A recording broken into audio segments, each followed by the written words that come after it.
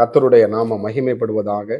ஆண்டவரும் அருமை இரட்சகருமாகிய இயேசுவின் நாமத்தினாலே இந்த புதிய நாளுக்காய் நான் தேவனை துதிக்கிறேன். நாம் கண்களை மூடி இந்த நாளை கூட கர்த்தர் நம்மோடு கூட பேசும்படி கேட்போமா? பரிசுத்தம் கிருபை நிறைந்த நல்ல தெய்வ தகப்பனே, ஆண்டவரே, இரவெல்லாம் எங்களை பாதுகாத்து இந்த புதிய நாளை காணும்படி செய்த நல்ல தயவுக்காக உமக்கு நன்றி செலுத்துகிறோம். குடும்பமாக உம்மை பார்க்கும்படி உதவி செய்தீரே, உமக்கு நன்றி ஏசப்பா. எங்களை தாழ்த்தி ஒப்பு கொடுக்கிறோம் இயேசுவின் நாமத்தின் பிதாவே, ஆமே. எடுத்து வாசிப்போம். சங்கீத புஸ்தகம் 57 2 கூட வாசிப்போம். எனக்காக யாவையும் செய்து முடிக்க போகிற தேவனாகிய உன்னதமான தேவனை நோக்கி கூப்பிடுவேன். கர்த்தருக்கு மகிமை உண்டாவதாக. இந்த இடத்துல எழுதப்பட்டிருக்கிறது அருமையான இந்த சங்கீதக்காரன் சொல்றான். இதை சொல்லுது அந்த நீங்க இந்த 57 தலைப்பை நீங்க வாசிச்சீங்கன்னா, தாவீது சவுலுக்கு தப்பியோடி கெவியில் ஒதுங்கையில் தனக்கு நஷ்டம் நேரிடாதபடி என்ன பண்றான்? இந்த தலைப்பில் நம்ம வாசிக்கிறோம். அவன் சொல்றான், எனக்காக யாவையும். ஆமா, எனக்காக. அப்ப உனக்காக அப்படின்னு சொல்ல, நமக்கு எனக்காக யாருமே பரிந்து பேசுறதுக்கு யாரும் இல்லை. எனக்காக யார் இந்த காரியத்தை செய்வா? எனக்காக இந்த காரியத்தை யாரு செய்து முடிப்பா? எனக்காக, என் பிள்ளைகளுக்காக, என் குடும்பத்திற்காக, என் வேலை காரியத்துக்காக இந்த அந்த கொடுத்த ஊழியத்தை என்ன எப்படி செய்வது? அப்படி போட்டு. ஆனா எனக்காக யாவையும் செய்து முடிக்க போகிற அருமையான தேவனுடைய பிள்ளைகளே, ஆமே. இந்த காலத்தை நேரத்தை கூட ஆண்டு இந்த கால நேரத்தில் உங்களுக்கு கொடுத்திருக்கிறா. இதுவரைக்கும் நீங்க ஜெபித்து கொண்டிருக்கிற அந்த ஜெபத்துக்கு பதிலே ஆண்டவர் சீக்கிரத்துல செய்ய போகிறார். அது முடிவுக்கு வரப்போகிறது. சோத்திரம். கர்த்தருக்கு மகிமை உண்டாவதாக. எனக்கு அருமையான தேவனுடைய பிள்ளைகளே, சோத்திரம். நீங்க வேதத்துல கூட இயேசு கிறிஸ்து வாழ்ந்த நாட்களில் நீங்க புதிய ஒரு வாலிபன் சத்துருவினால பிசாசனால் பிடிக்கப்பட்டு 2000க்கும் அதிகமான அந்த அவனுக்குள்ள அந்த பிசாசனம் இருந்து அவனை அலங்கழித்து ஒவ்வொரு நாளும் அவனை அந்த வாலிபனை சீரழித்து கொண்டிருந்தது. ஆனாலும் பாருங்க, அந்த இடத்துல இயேசு வந்த பொழுது, ஆமே, ஆண்டவர் என்ன பண்ணார்? பரிபூர்ண விடுதலையை அவனுக்கு கொடுக்கும் பொழுது அவன் விடுதலை ஆகி என்ன பண்றான்?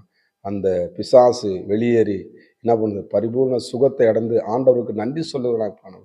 அது முடிவுக்கு வந்தது. கர்த்தருக்கு மகிமை உண்டாவதாக. சில பேர் நினைச்சிருப்பாங்க வாழ்க்கை இப்படித்தான் இருக்குமோ, வாலிப வயசாச்சு சிறு பிள்ளையாச்சு என்ன பண்ணல, இந்த வியாதி போக மாட்டேது, இந்த பிசாசும் போராண்ட போக மாட்டேது, இந்த ஜபத்துக்கு பதில் வரல சொல்லிட்டு என்ன பண்றேன்னு சொல்லிட்டு அவங்க ஒருவேளை அவங்க குடும்பத்தார் புலம்பிக்கிட்டு இருக்கிறான். ஆனாலும் கர்த்தர் அந்த முடிவுக்கு அதை கொண்டு வந்தார்.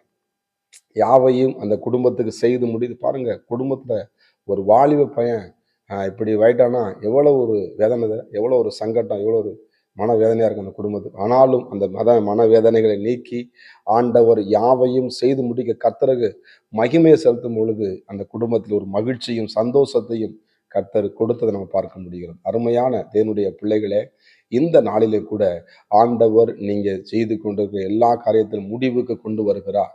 ஆமே, சோதரன். இந்த காரியத்துல, இந்த வழக்கு, இந்த பிரச்சனை, இந்த போராட்டம், இந்த சரீரத்தின் வேதனை, இதெல்லாம் எப்ப முடிவுக்கு வரும்?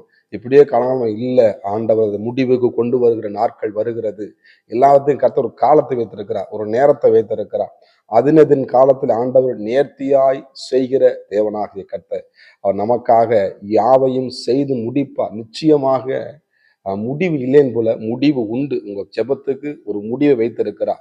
உங்க குடும்பத்திற்கு ஒரு எல்லை ஆண்டவர் என்ன பண்றார்? எல்லாவற்றையும் வைத்திருக்க முடியும். எதிர்காலத்துக்கு, உங்க வேலையில, உங்க குடும்பத்துல, உங்க சரீரத்துல கர்த்தர் நிச்சயமாக அற்புதங்களை செய்ய போகிறார்.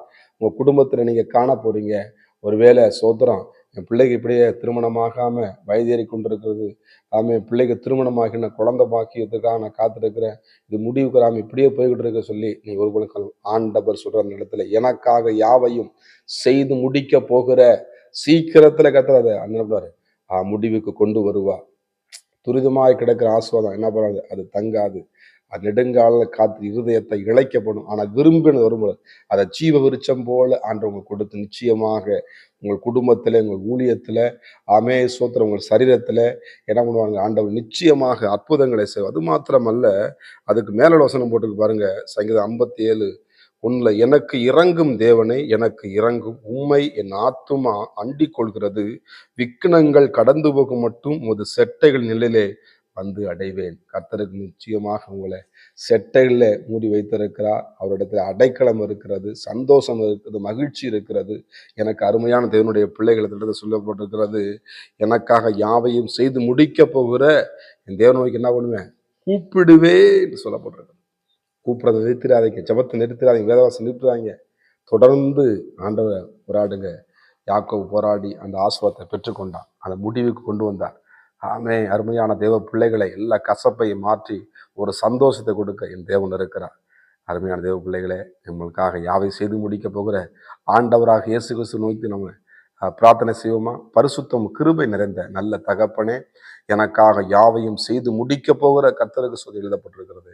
உடைய பிள்ளைகளுக்காய் வைக்கப்பட்ட ஆசீர்வாதங்கள் முடிவுக்கு வருகிறதுக்காய் ஸ்தோத்திரம் ஆண்டவரே. ஒரு பிரச்சனைகள் முடிவை கொண்டு வருகிறதுக்காய் ஸ்தோத்திரம் ஆண்டவரே.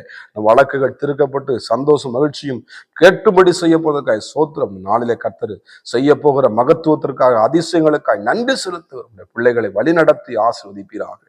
இயேசுவின் நாமத்தின் பிதாவே, ஆமே. God bless you. கர்த்தர் உங்களை ஆசீர்வதிப்பாராக.